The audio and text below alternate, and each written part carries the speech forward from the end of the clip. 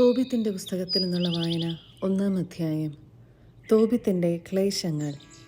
Naphtali ഗോത്രജനായ തോബിത്തിൻ്റെ ചരിത്രം. തോബിത്ത് തോബിയേലിൻ്റെയും തോബിയേൽ അനനിയേലിൻ്റെയും അനനിയേൽ അദുവേലിൻ്റെയും അദുവേൽ അസിയേലിൻ്റെ പിൻഗാമികളിൽപ്പെട്ട ഗബായേലിൻ്റെയും പുത്രന്മാരാണ്. തോബിത്ത് അസീറിയ രാജാവായ ഷൽമനേസറിൻ്റെ കാലത്ത് ഗലീലിയിലെ കേദശ് നഫ്താലിക്ക് തെക്ക് ആശേറിന് മുകൾ ഭാഗത്ത് സ്ഥിതി ചെയ്യുന്ന തിഷ്ബയിൽ നിന്ന് തടവുകാരനായി പിടിക്കപ്പെട്ടു. ഞാൻ തോബിത്ത് ജീവിതകാലം അത്രയും സത്യത്തിൻ്റെയും നീതിയുടെ മാർഗത്തിലാണ് ചരിച്ചത്. അസീറിയയിലെ നിനവയിലേക്ക് എന്നോടുകൂടെ പോന്ന സ്വദേശീയരായ സഹോദരർക്ക് ഞാൻ നിരവധി ഉപകാരങ്ങൾ ചെയ്തിട്ടുണ്ട്. സ്വദേശമായ ഇസ്രായേലിൽ ഞാൻ താമസിച്ചിരുന്ന ചെറുപ്പകാലത്ത് തന്നെ എൻ്റെ പൂർവ്വപിതാവായ നഫ്താലിയുടെ ഗോത്രം മുഴുവൻ ജെറുസലേം ഭവനത്തെ പരിത്യജിച്ചു. ഇസ്രായേലിലെ എല്ലാ ഗോത്രങ്ങളിലും നിന്ന് തിരഞ്ഞെടുക്കപ്പെട്ടത് ജെറുസലേമാണല്ലോ. സകല ഗോത്രങ്ങളും ബലിയർപ്പിക്കേണ്ടത് അവിടെയാണ്. അത്യുന്നതൻ വസിക്കുന്നതും എല്ലാ തലമുറകൾക്കും വേണ്ടി എന്നേക്കുമായി പ്രതിഷ്ഠിക്കപ്പെട്ടതുമായ ആലയം അവിടെയാണ്. വിശ്വാസം ത്യജിച്ച ഗോത്രങ്ങളെല്ലാം ബാൽ കാളക്കുട്ടിക്ക് ബലിയർപ്പിച്ചു പോന്നു. എൻ്റെ പൂർവ്വപിതാവായ നഫ്താലിയുടെ കുടുംബവും ഇങ്ങനെ ചെയ്തു. എന്നാൽ ഞാൻ മാത്രം ഇസ്രായേലിൻ്റെ ശാശ്വത നിയമം അനുസരിച്ച് കൂടെ കൂടെ ഉത്സവങ്ങളിൽ പങ്കുകൊള്ളാൻ ജെറുസലേമിൽ പോയി. ആദ്യഫലങ്ങളും വിളവിൻ്റെ ദശാംശവും ആദ്യം കത്രിക്കുന്ന ആട്ടിൻ രോമവും ബലിപീഠത്തിങ്കൽ അഹറോൻ്റെ പുത്രന്മാരായ പുരോഹിതന്മാരെ ഞാൻ ഏൽപ്പിച്ചു. ഉൽപ്പന്നങ്ങളുടെ എല്ലാം ദശാംശം ജെറുസലേമിൽ ശുശ്രൂഷ ചെയ്തിരുന്ന ലേവി പുത്രന്മാർക്ക് ഞാൻ നൽകിപ്പോന്നു. മറ്റൊരു ദശാംശം വിറ്റുകിട്ടുന്നത് എല്ലാ കൊല്ലവും ഞാൻ ജെറുസലേമിൽ കൊണ്ടുപോയി ചിലവഴിക്കുമായിരുന്നു. മൂന്നാമതൊരു ദശാംശം എൻ്റെ പിതാമഹിയായ ദബോറ നിർദ്ദേശിച്ചതനുസരിച്ച് എനിക്ക് കടപ്പാടുള്ളവർക്ക് ഞാൻ നൽകിപ്പോന്നു. പിതാവ് മരിച്ച അനാഥനായിരുന്നു ഞാൻ. പ്രായപൂർത്തിയായപ്പോൾ ഞാൻ എൻ്റെ കുടുംബത്തിൽപ്പെട്ട അന്ന എന്നൊരുവളെ വിവാഹം ചെയ്തു. അവളിൽ എനിക്ക് തോബിയാസ് എന്ന മകൻ ജനിച്ചു. തടവുകാരനായി നിനവേയിലെത്തിയപ്പോൾ എൻ്റെ സഹോദരന്മാരും ചാർച്ചക്കാരും വിജാതീയരുടെ ഭക്ഷണം കഴിച്ചു. എന്നാൽ ഞാൻ കഴിച്ചില്ല. കാരണം ദൈവത്തെക്കുറിച്ചുള്ള ഓർമ്മ എൻ്റെ മനസ്സിൽ നിറഞ്ഞു നിന്നിരുന്നു. അത്യുന്നതൻ്റെ കാരുണ്യത്താൽ ഞാൻ ഷൽമനേസറിൻ്റെ പ്രീതിക്ക് പാത്രമായി. അവൻ എന്നെ ഭക്ഷ്യവിഭവങ്ങൾ വാങ്ങുന്ന ചുമതല ഏൽപ്പിച്ചു. അങ്ങനെ ഞാൻ മേദിയായിൽ പോകുക പതിവായി. ഒരിക്കൽ മേദിയായിലെ റാഗസിൽ വെച്ച് ഗബ്രിയാസിൻ്റെ സഹോദരൻ ഗബായേലിനെ ഞാൻ 10 താലന്ത് വെള്ളി സൂക്ഷിക്കാൻ ഏൽപ്പിച്ചു. ഷൽമനേസർ മരിച്ചു. മകൻ സെന്നാകെരിബ് ഭരണമേറ്റു. അവൻ്റെ ഭരണകാലത്ത് രാജവീഥി സുരക്ഷിതമല്ലാതെ വന്നതുകൊണ്ട് ഞാൻ മേദിയായിൽ പോകാതെയായി. ഷൽമനേസറിൻ്റെ കാലത്ത് ഞാൻ എൻ്റെ നാട്ടുകാർക്ക് വളരെയേറെ ഉപകാരം ചെയ്തിട്ടുണ്ട്. വിശക്കുന്നവർക്ക് ഞാൻ ഭക്ഷണം കൊടുത്തു. നഗ്നർക്ക് വസ്ത്രം നൽകി. എൻ്റെ ജനത്തിൽ ആരുടെയെങ്കിലും മൃതശരീരം നിനവേയുടെ മതിലിനു വെളിയിൽ കിടക്കുന്നത് കണ്ടാൽ ഉടൻ ഞാൻ സംസ്കരിക്കുമായിരുന്നു. യൂദായിൽ നിന്ന് ഒളിച്ചോടി വന്ന ആരെയെങ്കിലും സെന്നാകെരിബ് രാജാവ് വധിച്ചാൽ ഞാൻ അവരെ രഹസ്യമായി സംസ്കരിക്കും. വളരെ പേർ അവൻ്റെ കോപാഗ്നിയിൽപ്പെട്ട് മരിച്ചു. രാജാവ് മൃതദേഹങ്ങൾ അന്വേഷിച്ചപ്പോൾ കണ്ടില്ല. ഞാനാണ് മൃതദേഹങ്ങൾ മറവ് ചെയ്യുന്നതെന്ന് നിനവേക്കാരിൽ ആരോ രാജാവിനെ അറിയിച്ചു. അതോടെ എനിക്ക് ഒളിവിൽ പോകേണ്ടതായി വന്നു. എന്നെ കൊല്ലാൻ അന്വേഷിക്കുന്നെന്ന് കേട്ട് പേടിച്ച് ഞാൻ നാടുവിട്ടു. രാജാവ് എൻ്റെ വസ്തുവകകൾ കണ്ടുകെട്ടി. എൻ്റെ ഭാര്യ അന്നയും മകൻ തോബിയാസും മാത്രം അവശേഷിച്ചു. 50 ദിവസം തികഞ്ഞില്ല. സെന്നാകെരിബിനെ അവൻ്റെ 2 പുത്രന്മാർ തന്നെ വധിച്ചു. അവർ അറാറാത്ത് മലകളിലേക്ക് ഒളിച്ചോടി. സെന്നാകെരിബിൻ്റെ മറ്റൊരു മകൻ എസാർഹദോണാണ് പിന്നെ ഭരണമേറ്റത്. അവൻ എൻ്റെ സഹോദരൻ അനായേലിൻ്റെ പുത്രൻ അഹിക്കാറിനെ രാജ്യത്തിലെ വരവ് ചെലവുകളുടെയും എല്ലാ വകുപ്പുകളുടെയും മേൽനോട്ടം ഏൽപ്പിച്ചു. അഹിക്കാർ എനിക്ക് വേണ്ടി ഇടപെട്ടു. ഞാൻ നിനവേയിൽ തിരിച്ചെത്തി. രാജാവിൻ്റെ പാനപാത്രവാഹകനും രാജമുദ്രയുടെ സൂക്ഷിപ്പുകാരനും കണക്ക് സൂക്ഷിപ്പുകാരനുമായിരുന്നു അഹിക്കാർ. എസാർഹദോൻ രാജാവ് തനിക്ക് തൊട്ടു താഴെ അവനെ അവരോധിച്ചു. അവൻ എൻ്റെ സഹോദരപുത്രനായിരുന്നു. 2-ാം അധ്യായം. തോബിത്ത് അന്ധനാകുന്നു. വീട്ടിലെത്തിയ എനിക്ക് ഭാര്യ അന്നയെയും പുത്രൻ തോബിയാസിനെയും തിരിച്ചു കിട്ടി. 7 ആഴ്ചയുടെ ഉത്സവമായ പെന്തക്കുസ്ത തിരുനാളായിരുന്നു അന്ന്. എൻ്റെ ബഹുമാനത്തിനായി തയ്യാറാക്കിയ വിഭവസമൃദ്ധമായ വിരുന്നിൽ ഞാൻ ഭക്ഷണത്തിനിരുന്നു. ഭക്ഷണ സാധനങ്ങളുടെ സമൃദ്ധി കണ്ട് ഞാൻ മകനോട് പറഞ്ഞു, പോയി നമ്മുടെ സഹോദരരിൽ നീ കാണുന്ന ദൈവവിചാരമുള്ള ദരിദ്രനെ കൊണ്ടുവരിക, ഞാൻ കാത്തിരിക്കാം. അവൻ പോയി വന്നിട്ട് പറഞ്ഞു, പിതാവേ, നമ്മുടെ ജനത്തിൽ ഒരാളെ ആരോ കഴുത്ത് ഞെരിച്ചു കൊന്ന് ഇതാ ചന്തസ്ഥലത്ത് തള്ളിയിരിക്കുന്നു. ഭക്ഷണം തൊട്ടുനോക്കുക പോലും ചെയ്യാതെ ഞാൻ അങ്ങോട്ടോടി. സൂര്യാസ്തമയം വരെ ശവശരീരം ഒരു സ്ഥലത്ത് ഭദ്രമായി സൂക്ഷിച്ചു. ഞാൻ തിരിച്ചു വന്ന് കുളിച്ച് അതീവ ദുഃഖത്തോടെ ആഹാരം കഴിച്ചു. ആമോസ് പ്രവാചകന്റെ വാക്കുകൾ ഓർമ്മയിൽ വന്നു. നിങ്ങളുടെ ഉത്സവങ്ങൾ ദുഃഖമയമായും നിങ്ങളുടെ ആനന്ദ തിമിർപ്പുകൾ വിലാപമായും മാറും. ഞാൻ കരഞ്ഞു. സൂര്യാസ്തമയത്തിനു ശേഷം ഞാൻ ചെന്ന് കുഴി കുഴിച്ച് മൃതദേഹം സംസ്കരിച്ചു. അയൽക്കാർ എന്നെ പരിഹസിച്ചു പറഞ്ഞു, ഈ പ്രവൃത്തി വധശിക്ഷയ്ക്ക് കാരണമാകുമെന്ന് അവന് ഭയമില്ലല്ലോ. ഒരിക്കൽ നാടുവിട്ടോടിയവനാണ്, എന്നിട്ടും ഇതാ പഴയപടി മരിച്ചവരെ സംസ്കരിക്കുന്നു. ശവസംസ്കാരം കഴിഞ്ഞ് രാത്രി തന്നെ ഞാൻ വീട്ടിലേക്ക് മടങ്ങി. അശുദ്ധനായിരുന്നതുകൊണ്ട് ഞാൻ അങ്കണത്തിൻ്റെ മതിലിനോട് ചേർന്ന് കിടന്ന് ഉറങ്ങി. മുഖം മൂടിയിരുന്നില്ല. എൻ്റെ പുറകിൽ മതിലിന്മേൽ കുരുവികൾ ഇരിക്കുന്നുണ്ടായിരുന്നു. അത് ഞാൻ അറിഞ്ഞില്ല. അന്നു രാത്രി കുരുവികളുടെ ചുടുകാഷ്ടം ഇരു കണ്ണുകളിലും വീണ് വെളുത്ത പടലങ്ങൾ ഉണ്ടായി. പല വൈദ്യന്മാരെയും സമീപിച്ചെങ്കിലും ആർക്കും സുഖപ്പെടുത്താൻ കഴിഞ്ഞില്ല. എലിമായിസിലേക്ക് സ്ഥലം മാറിപ്പോകുന്നതുവരെ അഹിക്കാർ എന്നെ സംരക്ഷിച്ചു. ഉപജീവനത്തിനു വേണ്ടി എൻ്റെ ഭാര്യ അന്ന സ്ത്രീകൾക്ക് വശമായ തൊഴിൽ ചെയ്തു. സാധനങ്ങൾ ഉണ്ടാക്കി ഉടമസ്ഥന്മാർക്ക് കൊടുക്കുകയായിരുന്നു അവളുടെ പതിവ്. ഒരിക്കൽ അവൾക്ക് കൂലിക്ക് പുറമെ ഒരാട്ടിൻകുട്ടിയെ കൂടി അവർ കൊടുത്തു. അവൾ വീട്ടിൽ തിരിച്ചെത്തിയപ്പോൾ ആട്ടിൻകുട്ടിയുടെ കരച്ചിൽ കേട്ട് ഞാൻ ചോദിച്ചു, ഇതിനെ എവിടെ നിന്ന് കിട്ടി? കട്ടെടുത്തതല്ലേ? ഉടമസ്ഥനെ തിരിച്ചേൽപ്പിക്കുക. കട്ടെടുത്തത് ഭക്ഷിക്കുന്നത് ശരിയല്ല. കൂലിക്ക് പുറമെ സമ്മാനമായി തന്നതാണ് എന്നവൾ പറഞ്ഞു. പക്ഷേ എനിക്ക് വിശ്വസിക്കാൻ കഴിഞ്ഞില്ല. ആട്ടിൻകുട്ടിയെ തിരിച്ചു കൊടുക്കണം എന്ന് ഞാൻ ശഠിച്ചു. അവളുടെ ഈ പ്രവൃത്തിയിൽ ഞാൻ ലജ്ജിച്ചു. അവൾ ചോദിച്ചു, നിന്റെ ദാനധർമ്മങ്ങളും സൽപ്രവൃത്തികളും എവിടെ? എല്ലാം അറിയാമെന്നല്ലേ ഭാവം. 3-ാം അധ്യായം. തോബിത്തിന്റെ പ്രാർത്ഥന. ഞാൻ ദുഃഖഭാരത്തോടെ കരഞ്ഞു. ഹൃദയവ്യഥയോടെ ഞാൻ പ്രാർത്ഥിച്ചു, കർത്താവെ, അവിടുന്ന് നീതിമാനാണ്. അങ്ങയുടെ പ്രവൃത്തികളും അങ്ങയുടെ മാർഗങ്ങളും കാരുണ്യവും സത്യവും നിറഞ്ഞതാണ്. അങ്ങയുടെ വിധി എന്നും സത്യവും നീതിനിഷ്ഠവുമാണ്. എന്നെ ഓർക്കുകയും കാരുണ്യപൂർവ്വം കടാക്ഷിക്കുകയും ചെയ്യണമേ. എൻ്റെയും എൻ്റെ പിതാക്കന്മാരുടെയും പാപങ്ങൾക്കും ഞാൻ അറിയാതെ ചെയ്ത അപരാധങ്ങൾക്കും അങ്ങ് ശിക്ഷ നൽകരുതേ. അങ്ങയുടെ കൽപ്പനകൾ അവർ പാലിച്ചില്ല. അതിനാൽ അങ്ങ് ഞങ്ങളെ കവർച്ചയ്ക്കും അടിമത്തത്തിനും മരണത്തിനും ഏൽപ്പിച്ചു കൊടുത്തു. ഞങ്ങൾ ചിതറിപ്പാർത്ത ഇടങ്ങളിലെ ജനതകൾക്ക് ഞങ്ങൾ പരിഹാസത്തിൻ്റെ പര്യായമായി തീർന്നു. എൻ്റെയും എൻ്റെ പിതാക്കന്മാരുടെയും പാപങ്ങൾക്ക് അങ്ങ് നൽകിയ ശിക്ഷ ന്യായയുക്തമാണ്. കാരണം ഞങ്ങൾ അങ്ങയുടെ കൽപ്പനകൾ പാലിച്ചില്ല. ഞങ്ങൾ അങ്ങയുടെ മുൻപിൽ സത്യസന്ധരായി വർത്തിച്ചുമില്ല. അങ്ങ് ഇഷ്ടാനുസരണം എന്നോട് പ്രവർത്തിക്കുക. എൻ്റെ ജീവൻ തിരിച്ചെടുത്തുകൊള്ളുക. ഞാൻ മരിച്ച് മണ്ണായി തീർന്നുകൊള്ളട്ടെ. ജീവിക്കുന്നതിനേക്കാൾ ഭേദം മരിക്കുകയാണ്. മിഥ്യ അപവാദങ്ങൾക്ക് ഞാൻ ഇരയായിരിക്കുന്നു. എൻ്റെ ഹൃദയവ്യഥ ദുസ്സഹമാണ്. ഈ ദുഃഖത്തിൽ നിന്ന് മുക്തി നേടി ശാശ്വത ഭവനത്തിലേക്ക് പോകാൻ അങ്ങ് കൽപ്പിച്ചാലും അങ്ങ് എന്നിൽ നിന്ന് മുഖം തിരിക്കരുതേ. സാറ. അന്നു തന്നെ മറ്റൊരു സംഭവമുണ്ടായി.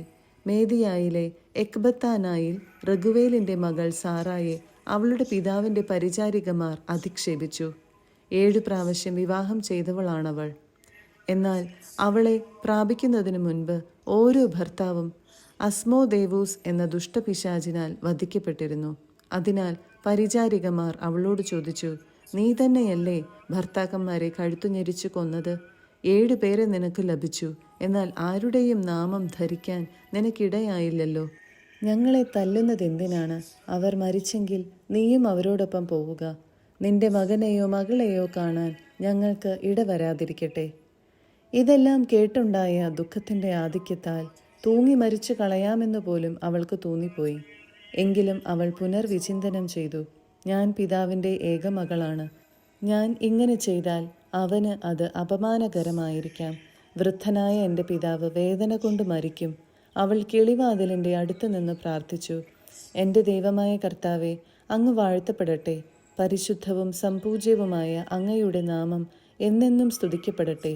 എല്ലാ സൃഷ്ടികളും അവിടുത്തെ എന്നെന്നും വാഴ്ത്തട്ടെ. എൻ്റെ ദൃഷ്ടികളും മുഖവും അങ്ങയുടെ നേരെ തിരിഞ്ഞിരിക്കുന്നു. എന്നെ ഈ ഭൂമിയിൽ നിന്നും മോചിപ്പിക്കണമേ. ഞാൻ ഇനി അധിക്ഷേപങ്ങൾ കേൾക്കാൻ ഇടവരാതിരിക്കട്ടെ. കർത്താവെ, ഞാൻ പുരുഷന്മാരുമായി പാപം ചെയ്തിട്ടില്ലെന്ന് അവിടുത്തേക്ക് അറിയാമല്ലോ. ഈ പ്രവാസത്തിൽ എൻ്റെയോ പിതാവിൻ്റെയോ പേരിന് ഞാൻ കളങ്കം വരുത്തിയിട്ടില്ല. പിതാവിൻ്റെ ഏകജാതയാണു ഞാൻ. അവകാശിയായി അവനു വേറെ മക്കളില്ല. എനിക്ക് ഭർത്താവാകാൻ അവന് ഉറ്റവനോ ഉറ്റവരുടെ മകനോ ഇല്ല. എൻ്റെ 7 ഭർത്താക്കന്മാർ മരിച്ചു. ഇനി ഞാൻ എന്തിനു ജീവിക്കണം? ഞാൻ ജീവിക്കണമെന്നാണ് അവിടുത്തെ ഹിതമെങ്കിൽ എന്നെ കാരുണ്യപൂർവ്വം കടാക്ഷിക്കണമേ. ഇനി അധിക്ഷേപങ്ങൾ കേൾക്കാൻ ഇടവരാത്ത വിധം എനിക്ക് മാന്യത നൽകണമേ. ഇരുവരുടെയും പ്രാർത്ഥന ദൈവത്തിൻ്റെ മഹനീയ സന്നിധിയിൽ എത്തി. അവർ ഇരുവർക്കും ഉപശാന്തി നൽകാൻ തോബിത്തിൻ്റെ കണ്ണുകളിലെ വെളുത്ത പടലം നീക്കം ചെയ്യാനും റഘുവേലിൻ്റെ പുത്രി സാറായെ തോബിത്തിൻ്റെ പുത്രൻ തോബിയാസിന് വധുവായി നൽകാനും അസ്മോദേവൂസ് എന്ന ദുഷ്ടഭൂതത്തെ ബന്ധിക്കാനും റഫായേൽ നിയുക്തനായി. സാറായെ സ്വന്തമാക്കാൻ തോബിയാസിനായിരുന്നു അവകാശം. തോബിത്ത് മടങ്ങി വന്ന് വീട്ടിലേക്ക് കയറിയതും റഘുവേലിൻ്റെ പുത്രി സാറ മുകളിലെ മുറിയിൽ നിന്ന് ഇറങ്ങി വന്നതും ഒരേ നിമിഷത്തിലായിരുന്നു. 4-ാം അധ്യായം. തോബിയാസിന് നിർദ്ദേശങ്ങൾ. അന്ന് തോബിത്ത് മേദിയായിലെ റാഗസിൽ വെച്ച് ഗബായേലിൻ്റെ പക്കൽ സൂക്ഷിക്കാൻ ഏൽപ്പിച്ചിരുന്ന പണത്തിൻ്റെ കാര്യം ഓർത്തു. അവൻ ആത്മഗതം ചെയ്തു. ഞാൻ മരണത്തിനു വേണ്ടി പ്രാർത്ഥിച്ചു. മരിക്കുന്നതിന് മുൻപ് എൻ്റെ മകൻ തോബിയാസിനെ വിളിച്ച് ആ പണത്തിൻ്റെ കാര്യം പറയാം. അവൻ മകനെ വിളിച്ചു പറഞ്ഞു, മകനെ, ഞാൻ മരിക്കുമ്പോൾ എന്നെ സംസ്കരിക്കുക. നിന്റെ അമ്മയുടെ കാര്യം ഒരിക്കലും മറക്കരുത്. ജീവിതകാലം മുഴുവൻ അവളെ ആദരിക്കണം. അമ്മയുടെ ഹിതം നോക്കണം. ഒരിക്കലും അവളെ വേദനിപ്പിക്കരുത്. മകനെ, നിന്നെ ഉദരത്തിൽ വഹിക്കുന്ന കാലത്ത് അവൾ നിനക്ക് വേണ്ടി വളരെ അപകടങ്ങളെ നേരിട്ടിട്ടുണ്ടെന്ന് ഓർക്കണം. മരിക്കുമ്പോൾ അവളെ എനിക്ക് സമീപം അതേ ശവകുടീരത്തിൽ സംസ്കരിക്കണം. മകനെ, ജീവിതകാലം മുഴുവൻ നമ്മുടെ ദൈവമായ കർത്താവിനെ ഓർക്കുക. ഒരിക്കലും പാപം ചെയ്യുകയോ അവിടുത്തെ കൽപ്പനകൾ ലംഘിക്കുകയോ അരുത്. ജീവിതകാലം മുഴുവൻ നിന്റെ പ്രവൃത്തികൾ നീതിനിഷ്ഠമായിരിക്കട്ടെ. അനീതി പ്രവർത്തിക്കരുത്. നിന്റെ പ്രവൃത്തികൾ സത്യനിഷ്ഠമായിരുന്നാൽ എല്ലാ ചെയ്തികളിലും നിനക്ക് ഐശ്വര്യം കൈവരും. നീതിനിഷ്ഠയോടെ ജീവിക്കുന്നവർക്ക് നിന്റെ സമ്പാദ്യത്തിൽ നിന്ന് ദാനം ചെയ്യുക. ദാനധർമ്മം ചെയ്യുന്നതിൽ മടി കാണിക്കരുത്. പാവപ്പെട്ടവനിൽ നിന്ന് മുഖം തിരിച്ചു കളയരുത്. അപ്പോൾ ദൈവം നിന്നിൽ നിന്ന് മുഖം തിരിക്കുകയില്ല. സമ്പത്തേറുമ്പോൾ അതനുസരിച്ച് ദാനം ചെയ്യുക. കുറച്ചേ ഉള്ളുവെങ്കിൽ അതനുസരിച്ച് ദാനം ചെയ്യാൻ മടിക്കരുത്. ദരിദ്രകാലത്തേക്ക് ഒരു നല്ല സമ്പാദ്യം നേടിവെക്കുകയായിരിക്കും നീ അതുവഴി ചെയ്യുന്നത്. എന്തെന്നാൽ ദാനധർമ്മം മൃത്യുവിൽ നിന്ന് രക്ഷിക്കുകയും അന്ധകാരത്തിൽ പെടുന്നതിൽ നിന്ന് കാത്തുകൊള്ളുകയും ചെയ്യുന്നു. ദാനധർമ്മം അത്യുന്നതൻ്റെ സന്നിധിയിൽ വിശിഷ്ടമായ കാഴ്ചയാണ്. എല്ലാത്തരം അധാർമികതയിലും നിന്ന് നിന്നെ കാത്തുകൊള്ളുക. നിന്റെ പൂർവികരുടെ ഗോത്രത്തിൽ നിന്ന് മാത്രം ഭാര്യയെ സ്വീകരിക്കുക. അന്യജനതകളിൽ നിന്ന് വിവാഹം ചെയ്യരുത്. നാം പ്രവാചകന്മാരുടെ സന്തതികളാണ്. മകനെ, നമ്മുടെ പൂർവ്വ പിതാക്കന്മാരായ നോഹ, അബ്രാഹം, ഇസഹാക്ക്, യാക്കോബ് എന്നിവരെല്ലാം തങ്ങളുടെ ചാർച്ചക്കാരുടെ ഇടയിൽ നിന്നാണ് ഭാര്യമാരെ തിരഞ്ഞെടുത്തത് എന്ന കാര്യം നീ അനുസ്മരിക്കണം. സന്താനങ്ങൾ വഴി അവർ അനുഗ്രഹീതരായി അവരുടെ പിൻതലമുറ ദേശം അവകാശമാക്കും. അതിനാൽ മകനെ, നിന്റെ സഹോദരന്മാരെ സ്നേഹിക്കുക. നിന്റെ ചാർച്ചക്കാരിൽ നിന്ന്, നിന്റെ ജനത്തിൻ്റെ മക്കളിൽ നിന്ന് ഭാര്യയെ സ്വീകരിക്കാതെ അവരെ നിന്ദിക്കരുത്. അഹങ്കാരം വിനാശവും അരാജകത്വവും വരുത്തും. അലസത നാശത്തിനും പട്ടിണിക്കും നിദാനമാകുന്നു. കാരണം അലസതയാണ് ദാരിദ്ര്യത്തിൻ്റെ മാതാവ്. വേല ചെയ്യുന്നവൻ്റെ കൂലി പിറ്റേ ദിവസത്തേക്ക് നീട്ടിവെക്കരുത്. അതത് ദിവസം തന്നെ കൊടുത്തു തീർക്കുക. ദൈവശുശ്രൂഷ ചെയ്താൽ പ്രതിഫലം ലഭിക്കും. മകനെ, എല്ലാ പ്രവൃത്തികളും ശ്രദ്ധാപൂർവം ചെയ്യുക. നിന്റെ പെരുമാറ്റം ചിട്ടയുള്ളതായിരിക്കണം. നിനക്ക് അഹിതമായത് അപരനോടും ചെയ്യരുത്. അമിതമായി മദ്യപിക്കരുത്. ഉന്മത്തത ശീലമാക്കരുത്. വിശക്കുന്നവനുമായി നിന്റെ അപ്പം പങ്കിടുക. നഗ്നനുമായി നിന്റെ വസ്ത്രവും. മിച്ചമുള്ളത് ദാനം ചെയ്യുക. ദാനധർമ്മം ചെയ്യുന്നതിൽ മടി കാണിക്കരുത്. നീതിമാന്മാരുടെ ശവകുടീരത്തിങ്കൽ അപ്പം വിതരണം ചെയ്യുക. പാപികൾക്ക് കൊടുക്കരുത്. വിവേകമുള്ള ഏതൊരുവനിലും നിന്ന് ഉപദേശം തേടുക. സതുപദേശം നിരസിക്കരുത്. ദൈവമായ കർത്താവിനെ എപ്പോഴും വാഴ്ത്തുക. നിന്റെ പാതകൾ നേരെയാകാനും നീ നനയ്ക്കുന്ന കാര്യങ്ങൾ ശുഭമായി ഭവിക്കാനും അവിടുത്തോട് പ്രാർത്ഥിക്കുക. ജനതകൾക്ക് ജ്ഞാനം നൽകപ്പെട്ടിട്ടില്ല. കർത്താവാണ് എല്ലാ നന്മയും നൽകുന്നത്. അവിടുന്ന് എളിമപ്പെടുത്തണമെന്ന് വിചാരിക്കുന്നവനെ അങ്ങനെ ചെയ്യുന്നു. അതിനാൽ മകനെ, എൻ്റെ കൽപ്പനകൾ അനുസ്മരിക്കുക. അവ നിന്റെ മനസ്സിൽ നിന്ന് മാഞ്ഞു പോകാൻ അനുവദിക്കരുത്. മേദിയായിലെ റാഗസിൽ ഗബ്രിയാസിൻ്റെ പുത്രൻ ഗബായേലിൻ്റെ പക്കൽ ഞാൻ 10 താലന്ത് വെള്ളി ഏൽപ്പിച്ച കാര്യം പറയട്ടെ. മകനെ, നമ്മൾ ദരിദ്രരായി തീർന്നതിൽ നിനക്ക് ആധി വേണ്ട. നിനക്ക് ദൈവത്തോട് ഭക്തിയുണ്ടായിരിക്കുകയും നീ പാപത്തിൽ നിന്ന് ഒഴിഞ്ഞു നിൽക്കുകയും അവിടുത്തേക്ക് പ്രീതികരമായത് അനുഷ്ഠിക്കുകയും ചെയ്താൽ നിനക്ക് വലിയ സമ്പത്ത് കൈവരും. 5-ാം അധ്യായം. തോബിയാസിൻ്റെ സഹയാത്രികൻ. തോബിയാസ് പ്രതിവചിച്ചു, പിതാവേ, നീ കൽപ്പിച്ചതെല്ലാം ഞാൻ ചെയ്യാം. പക്ഷേ ഞാൻ അവനെ അറിയാത്ത സ്ഥിതിക്ക് എങ്ങനെ ആ പണം കിട്ടും? തോബിത്ത് മകൻ്റെ കയ്യിൽ രേഖ കൊടുത്തുകൊണ്ട് പറഞ്ഞു, നിന്നോട് കൂടെ പോരാൻ ഒരുവനെ കണ്ടുപിടിക്കുക. ജീവിച്ചിരിക്കുന്നിടത്തോളം കാലം ഞാൻ അവന് കൂലി കൊടുത്തുകൊള്ളാം. പോയി ആ പണം വാങ്ങി വരിക. തോബിയാസ് ഒരാളെ അന്വേഷിച്ചു. റഫായേലിനെ കണ്ടുമുട്ടി. അവൻ ഒരു ദൈവദൂതനായിരുന്നു. എന്നാൽ തോബിയാസ് അത് മനസ്സിലാക്കിയില്ല. അവൻ ചോദിച്ചു, മേദിയായിലെ റാഗസിലേക്ക് എന്നോട് കൂടെ പോരാമോ? ആ പ്രദേശം നിനക്ക് പരിചയമുണ്ടോ? ദൂതൻ മറുപടി നൽകി, ഞാൻ നിന്നോട് കൂടെ വരാം. എനിക്ക് വഴി നല്ല പരിചയമുണ്ട്. മാത്രമല്ല, നമ്മുടെ സഹോദരൻ ഗബായേലിനോടൊന്നിച്ച് ഞാൻ താമസിച്ചിട്ടുമുണ്ട്. തോബിയാസ് പറഞ്ഞു, ഇവിടെ നിൽക്കൂ, ഞാൻ എൻ്റെ പിതാവിനോട് പറഞ്ഞിട്ട് വരാം. ദൂതൻ പറഞ്ഞു, പോവുക, താമസിക്കരുത്. തോബിയാസ് വീട്ടിലെത്തി പിതാവിനോട് പറഞ്ഞു, എന്നോട് കൂടെ വരാൻ ഞാൻ ഒരാളെ കണ്ടുപിടിച്ചു. തോബിത്ത് പറഞ്ഞു, അവനെ എൻ്റെ അടുത്തേക്ക് വിളിക്കൂ. അവൻ ഏത് ഗോത്രത്തിൽപ്പെട്ടവനാണെന്നും നിന്നോടുകൂടെ പോരാൻ വിശ്വാസയോഗ്യനാണോ എന്നും ഞാൻ നോക്കട്ടെ. തോബിയാസ് റഫായേലിനെ വീട്ടിലേക്ക് ക്ഷണിച്ചു. അവൻ അകത്തു പ്രവേശിക്കുകയും അവർ പരസ്പരം അഭിവാദ്യങ്ങൾ അർപ്പിക്കുകയും ചെയ്തു. തോബിത്ത് ചോദിച്ചു, സഹോദര, നീ ഏത് ഗോത്രത്തിലും കുടുംബത്തിലും പെട്ടവനാണ്? പറയുക. അവൻ പറഞ്ഞു, നീ ഗോത്രവും കുടുംബവുമാണോ, അതോ നിന്റെ പുത്രനോടുകൂടെ പോകാൻ കൂലിക്ക് ഒരാളെയാണോ അന്വേഷിക്കുന്നത്? തോബിത്ത് പറഞ്ഞു, സഹോദര, നിന്റെ ആളുകൾ ആരെന്നും നിന്റെ പേരെന്തെന്നും അറിയാൻ ഞാൻ ആഗ്രഹിക്കുന്നു. അവൻ പറഞ്ഞു, നിന്റെ ചാർച്ചക്കാരിൽപ്പെട്ട മഹാനായ അനനിയാസിൻ്റെ പുത്രൻ അസറിയാസ് ആണ് ഞാൻ. തോബിത്ത് പറഞ്ഞു, സഹോദര, നിനക്ക് സ്വാഗതം. നിന്റെ ഗോത്രവും കുടുംബവും ആരാഞ്ഞതിൽ എന്നോട് കോപിക്കരുതേ. നീ എൻ്റെ ചാർച്ചക്കാരനാണ്. ശ്രേഷ്ഠമായ പാരമ്പര്യവും നിനക്കുണ്ട്. ആരാധിക്കാനും അജഗണത്തിലെ കടിഞ്ഞൂലുകൾ, വിളവുകളുടെ ദശാംശം എന്നിവ അർപ്പിക്കാനും ജെറുസലേമിൽ ഒരുമിച്ച് പോയിക്കൊണ്ടിരുന്നപ്പോൾ മഹാനായ ശെമായായുടെ പുത്രന്മാരായ അനനിയാസും യാഥാനുമായി ഞാൻ ഉറ്റബന്ധം പുലർത്തിയിരുന്നു. നമ്മുടെ ചാർച്ചക്കാരുടെ തെറ്റുകളിൽ അവർ ചരിച്ചില്ല. സഹോദര, നിനക്കു ശ്രേഷ്ഠമായ പാരമ്പര്യമുണ്ട്. എന്തു വേതനമാണ് ഞാൻ തരേണ്ടതെന്ന് പറയുക. ദിനം പ്രതി ഓരോ ദ്രാഖ്മായും എൻ്റെ മകന് വരുന്നത്ര ചെലവും പോരെ. കൂടാതെ സസുഖം തിരിച്ചെത്തിയാൽ കൂടുതൽ തരുകയും ചെയ്യാം. ഈ വ്യവസ്ഥകൾ അവർ സമ്മതിച്ചു. തുടർന്ന് തോബിത്ത് തോബിയാസിനോട് പറഞ്ഞു, ഒരുങ്ങിക്കൊള്ളൂ, നിങ്ങൾ ഇരുവർക്കും യാത്രാമംഗളങ്ങൾ. പുത്രൻ ഉടനെ യാത്രയ്ക്കാവശ്യമായ ഒരുക്കങ്ങൾ ചെയ്തു. പിതാവ് അവനോട് പറഞ്ഞു, ഇവനോട് കൂടെ പൊയ്ക്കൊള്ളുക. ഉന്നതത്തിൽ വസിക്കുന്ന ദൈവം നിന്റെ മാർഗം ശുഭമാക്കും. അവിടുത്തെ ദൂതൻ നിന്നെ കാത്തുകൊള്ളും. അവർ ഉടനെ യാത്ര പുറപ്പെട്ടു. ആ യുവാവിൻ്റെ നായും അവരോട് കൂടെ ഉണ്ടായിരുന്നു. എന്നാൽ അവൻ്റെ അമ്മ അന്ന കരഞ്ഞുകൊണ്ട് തോബിത്തിനോട് പറഞ്ഞു, നമ്മുടെ കുഞ്ഞിനെ എന്തിനാണ് ഇങ്ങനെ ദൂരെ അയച്ചത്? നമുക്ക് അവൻ താങ്ങായിരുന്നില്ലേ? പണമല്ല പ്രധാനം, അത് നമ്മുടെ മകനേക്കാൾ വിലപ്പെട്ടതുമല്ല. കർത്താവ് തന്ന ജീവിത സൗകര്യങ്ങൾ കൊണ്ട് തൃപ്തിപ്പെട്ടുകൂടെ? തോബിത്ത് അവളോട് പറഞ്ഞു, സഹോദരി, നീ വിഷമിക്കരുത്. അവൻ സുരക്ഷിതനായി മടങ്ങിയെത്തുന്നത് നീ കാണും. കാരണം ഒരു നല്ല ദൂതൻ അവനോടൊത്തു പോകും. അവൻ്റെ യാത്ര മംഗളകരമായിരിക്കും. സുഖമായി അവൻ മടങ്ങുകയും ചെയ്യും. അവൾ കരച്ചിൽ നിർത്തി. 6-ാം അധ്യായം. മത്സ്യം. അവർ യാത്ര ചെയ്ത് വൈകുന്നേരം ടൈഗ്രീസ് നദിയുടെ തീരത്തെത്തി. അവിടെ താമസിച്ചു. തോബിയാസ് കുളിക്കാൻ നദിയിലിറങ്ങി. അപ്പോൾ ഒരു മത്സ്യം മുകളിലേക്ക് ചാടി. അത് അവനെ വിഴുങ്ങിക്കളയുമായിരുന്നു.